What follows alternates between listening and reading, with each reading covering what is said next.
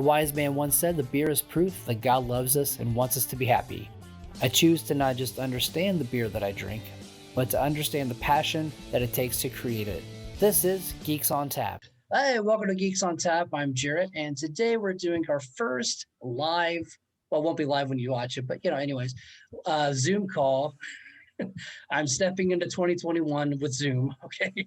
So I've got an old friend of mine, Rob Rowland, a former producer of the show, still shadow producer. Is that right? Sometimes when I'm like a consulting producer. So like when I was like, hey, I need help with this audio, or I need help with this, or hey, can you make a graphic real quick? You're the guy I go to. So so I just wanted to kind of talk about his new channel that he's got going on since the beginning. When did you start your channel? Midway through this year or last year? It was like middle of first lockdown. I was making the videos starting in I guess that would have been March of 2020. Right. And then I officially launched my own brand because I was operating out of my company's YouTube channel the first couple of months. And I think I did 10 weeks worth of that. So starting in March, 10 weeks after that is what, May? I would say in May I launched. Roughly, yeah. Yeah. However time works at that point. Yeah. 2020 was like 10 years ago, so it's hard to remember exactly what happened. But let's say mid-May. Right. So that's about the time whenever I took over the channel back in, I want to say it was April. Or it was soon after the quarantine started happening. So roughly around that time. Yeah. But yeah, you were there.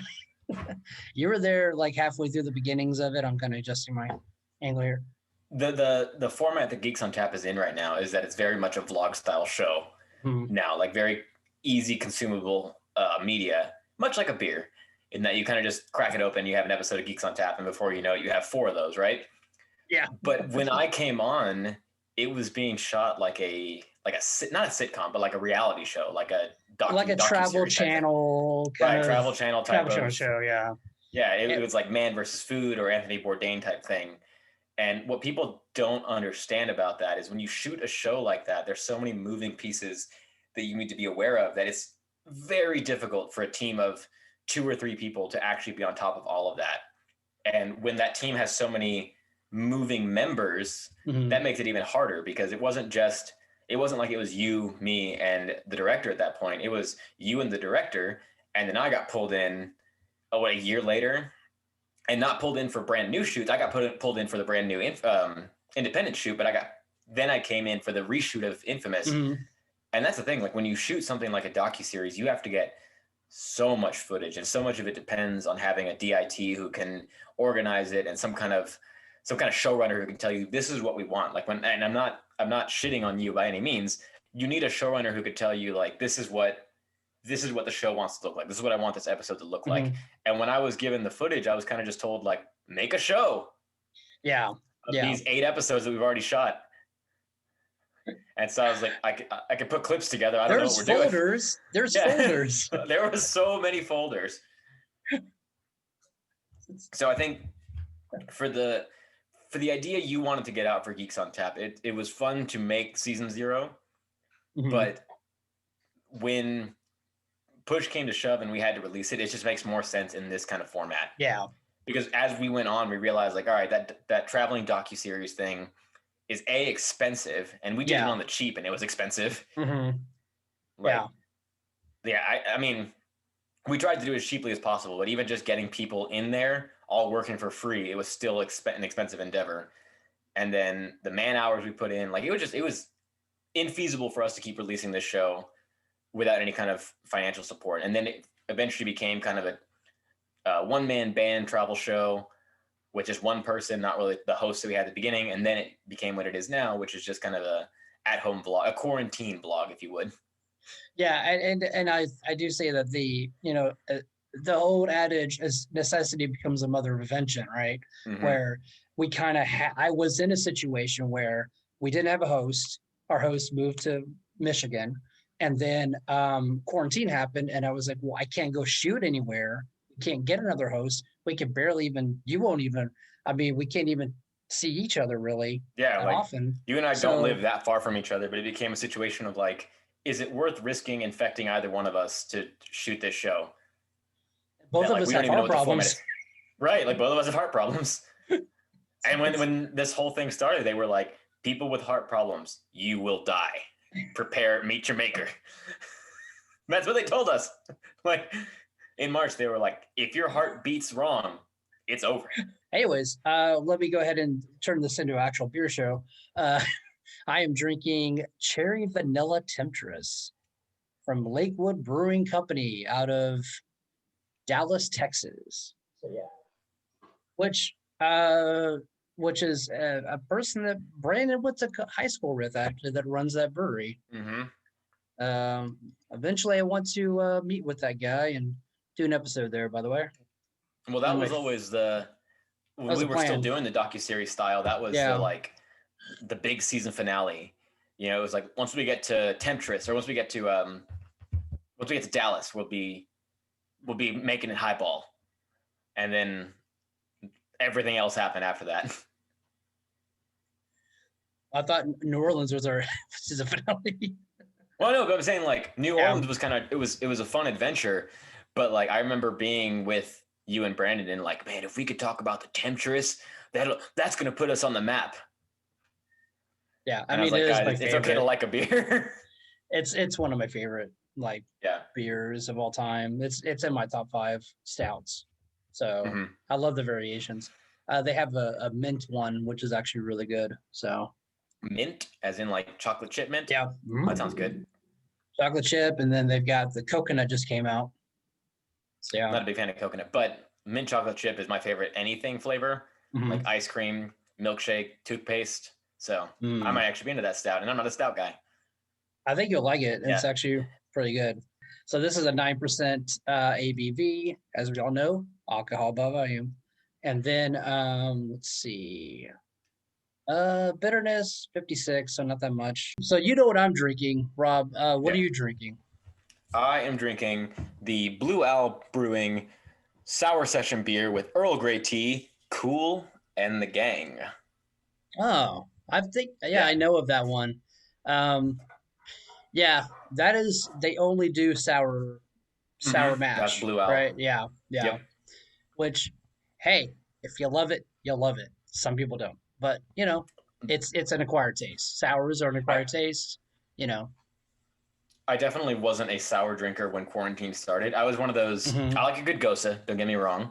I think Gosa is one of the best beers to ever come out.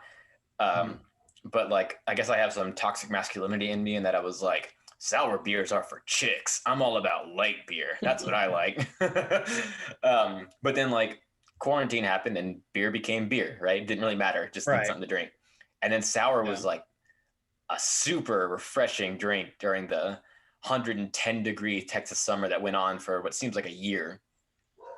Like this wasn't our worst summer ever, but I think because we were stuck at home and I only went swimming like twice, it was so hot. And there's nothing better than like doing yard work and having a beer in your back pocket to just pull out and sip on. And for me, that was almost always a sour. Right. Or a lager. You got your own home this year too.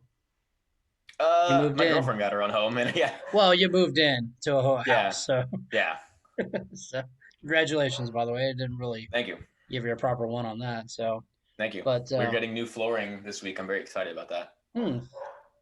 That's cool. And this is my office. Oh. I would give you a tour. It's actually not my office anymore.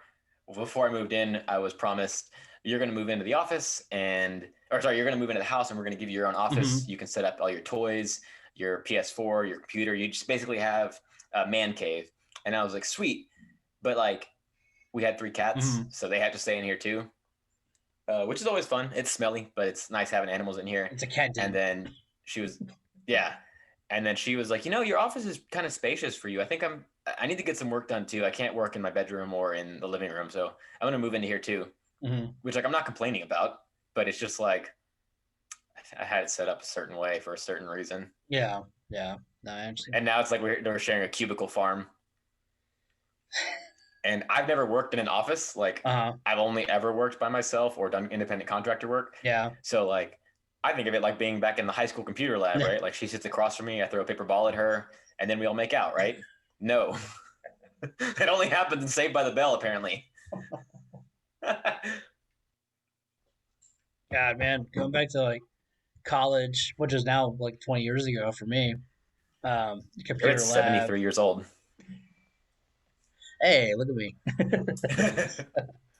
But yeah, that's where I met Brandon. But anyways, Oh yeah, um, he was a computer tech, wasn't he?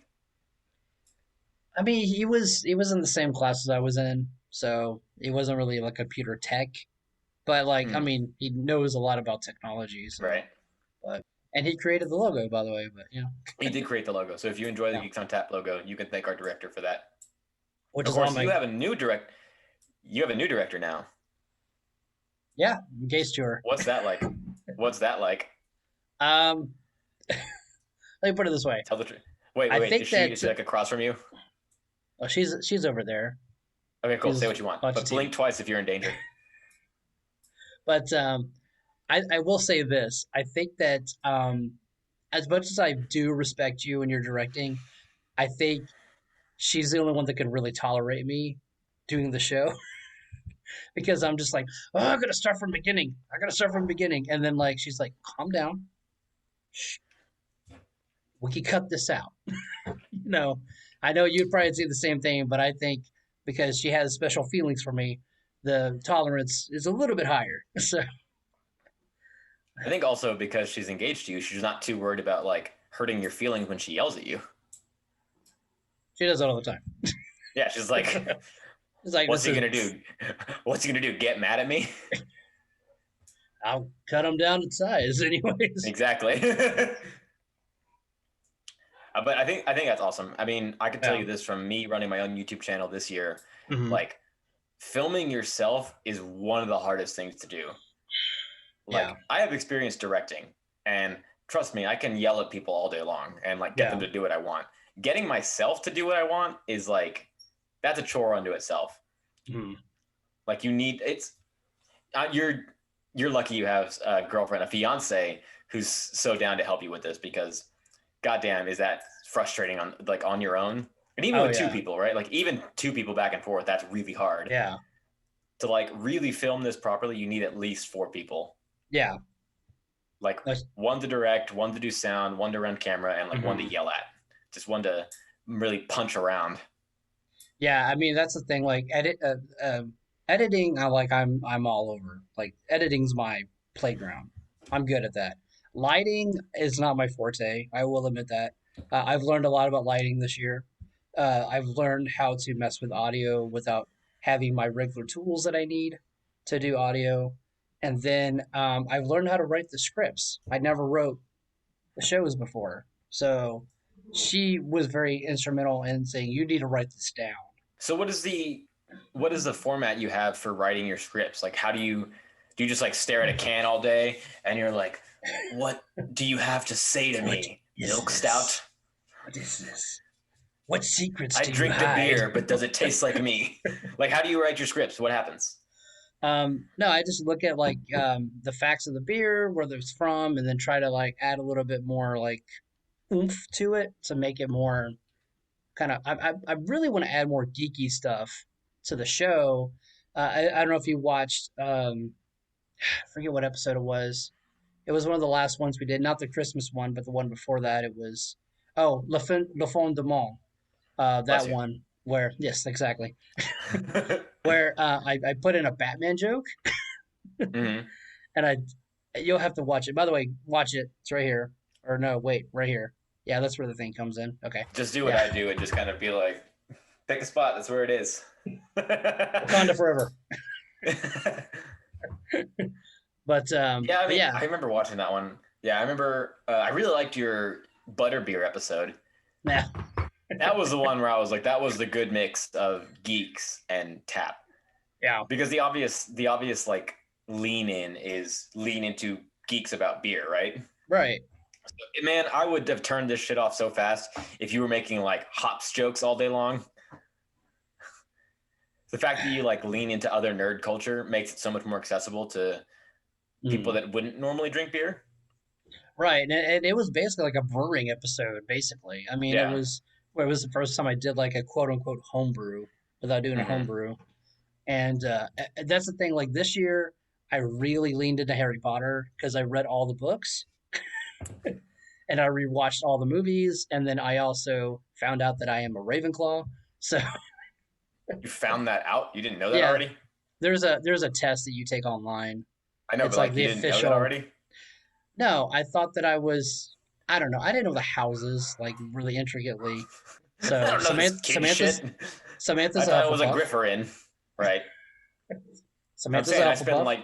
I spent 10 minutes with you and I was like, Jared's a Ravenclaw, obviously. Hmm.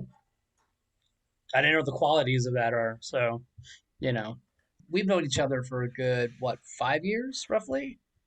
Yeah. I think 5 6 years, coming on six Hmm. years, and you've always been a very active person. Let me just put it that way.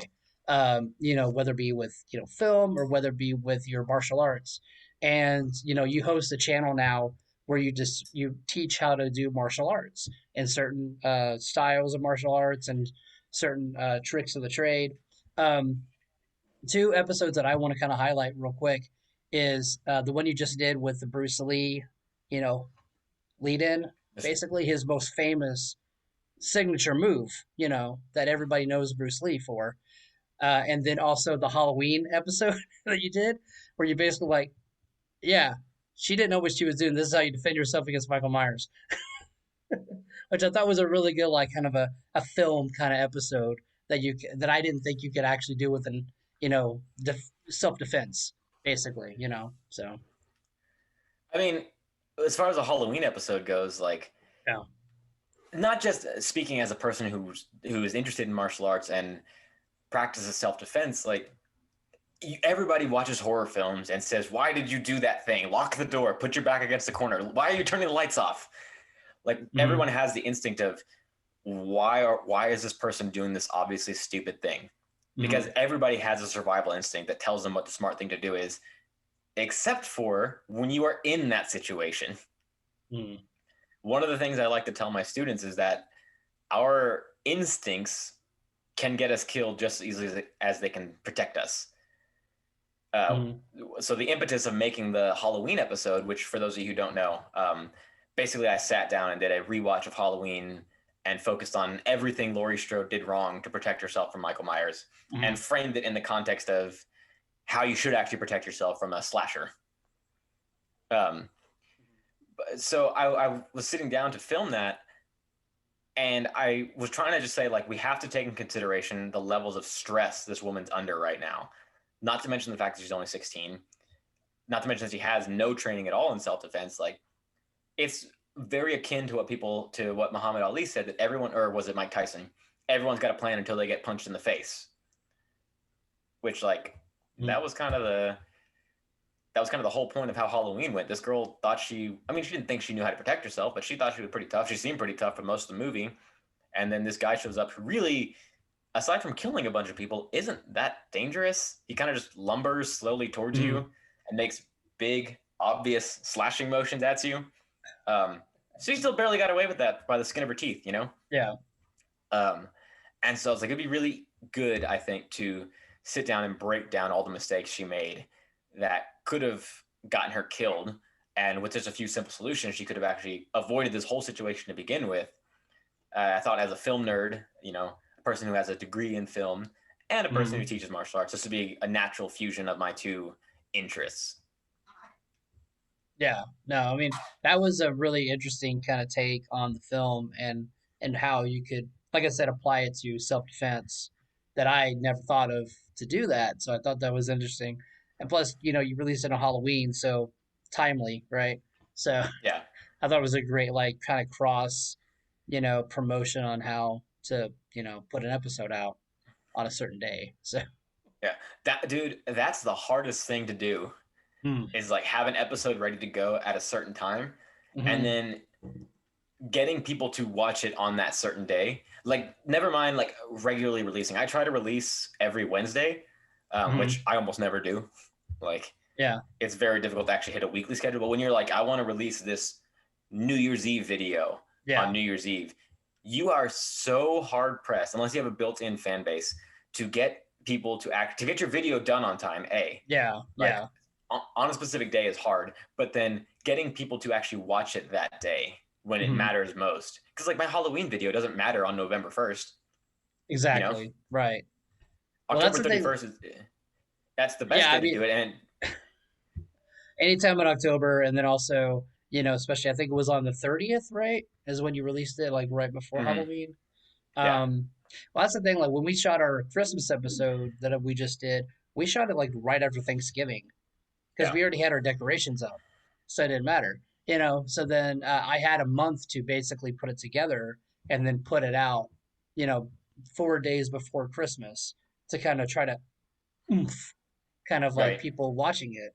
You were asking about the Bruce Lee episode. Yes, the Bruce Lee episode. Yes.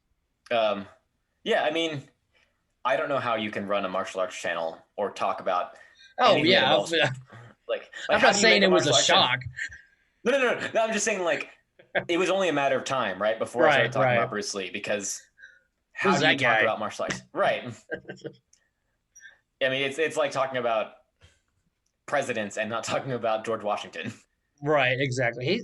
He like people that know their history. He basically started mixed martial arts, right? Pretty much. I Yeah. mean, so this is where the fun history of martial arts comes in because, and this Hmm. is spoiler warning for those of you who do watch my channel. This is an Yeah. upcoming video. Um, Oh, wow. Okay. Bruce Lee is credited as the father of mixed martial arts, Hmm. which I would say is true to a point. Hmm. I would say he is the progenitor of the knowledge of mixing martial arts in the Western Hemisphere, actually, in the United States. Yeah. Because when you think about what he advocated for combining the striking of a boxer with the throws of a judo player, with the wrestling of a wrestler, with the kicks of a savate player, right? And all that with the tactics of fencing. He basically said, take what's useful, discard everything else. And that's great.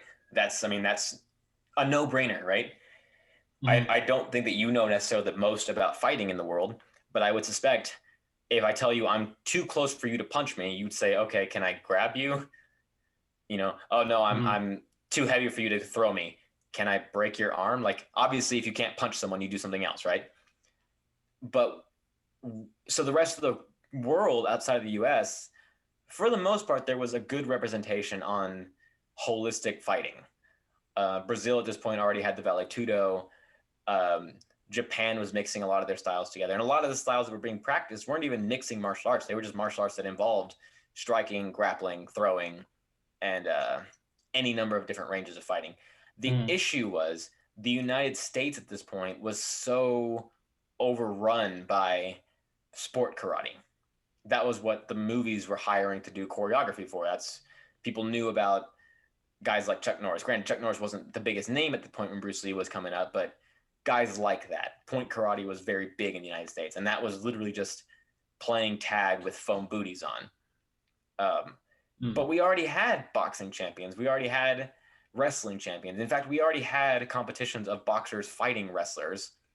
And this was coming out of a generation where a lot of boxers were also wrestlers because Hmm. that's the way the sport used to be. It used to be stand up boxing and then go to wrestling. So Bruce Lee came to the country and ran in a circle that didn't want to do those things. The Hmm. the culture of martial arts at this point wasn't only to separate into individual styles. It was just a circle that he ran in. That's all they knew how to do. And he used that to propel him into superstardom because he was like, I'm going to open up these people's eyes to the world that combat can actually be instead of just playing tag with each other. But this was already going on all over the world. He wasn't at all the first person to have this idea. He was just the best at saying it loudly. Hmm. And then he had the benefit of coming from very traditional conservative Chinese culture where he was getting some flack for teaching foreigners when he himself was also considered a foreigner since he was half American. So he's like this half Chinese, half American, super ripped, super charismatic dude talking to this crowd that doesn't believe that anything but their style is valid. And he was the right mix of charisma to make them see that they were wrong about a lot of the things they believed. Hmm. So Okay. all that to say, Bruce Lee is credited as the father of mixed martial arts. And I again will say he is the progenitor of the idea of mixing martial arts in the United States, in the sport karate circle. Mhm. Because Okay. Muay Thai already existed, wrestling already existed, mixing those things together already existed all over the world. It was just the US was a little bit behind. Hmm. Parts of the US were. And Nice. that's one of the. I'm going to go into more detail in one of my videos Right, that right. I'm doing research on. Because, More detail? yeah. Well, there's a big. There's a lot of styles like to claim that they were the first mixed martial art. Mm, But it's very hard to actually define what that means. right. So I'm going to make a video where I actually tell you what the first mixed martial art was. And Nice. the answer might surprise you. It's Taibo. Billy Blanks. So, oh, sorry. So, Yeah. Rob, thank you for being on the show. I appreciate your time. I know you got to go. So, can you tell me where we can find you on social media so people can look it Yeah. up? Yeah. If you're looking to find more of me in more than just a 2x2 inch box, you can look me up on YouTube. I am the Combat Self-Defense channel. Mm-hmm. I'll be the guy who looks like me. I can't believe that name wasn't taken. I was so excited when I found it. So, I yeah. know, like it's. I searched for combat self defense, and then I found all these like videos, but not the channel. Which I'm like, oh, Right. that's surprising. Yeah. Yeah. So YouTube, Combat Self-Defense. If you're looking to find me on Instagram, I am rock, as in the stone, dot Mm-hmm. N, as in the letter, dot Rowland, as in ROWLAND. Mm-hmm. And then if you're looking to find me on email, you can email me at robcombatsd@gmail.com. I'm always open to talking to other people about martial arts or other random bullshit that we find interesting. All right, sounds good. And I want to just to say, everybody, when you get a chance, please like and subscribe to this channel. Share, please share. It'd be nice. Share. Yeah. Anyways, Share it with your friends. Drop a comment. That engagement's good for all of us. I'll tell you guys a secret. It doesn't matter if you comment random letters that you slam on your keyboard. YouTube doesn't care. Just comment, please. Oh yeah, but just tell me your favorite beer. How about that? Yeah, tell me your favorite beer. I want to thank. They didn't sponsor the show, but I want to thank Lakewood Brewery for making this beer. So If you drop their name at the end, they have to sponsor you. That's the rule. exactly. And I was like, free. Anyways, um, well, until next time, this is Jaret and Rob for Geeks on Tap, and your next beer is on us. Cheers. Cheers.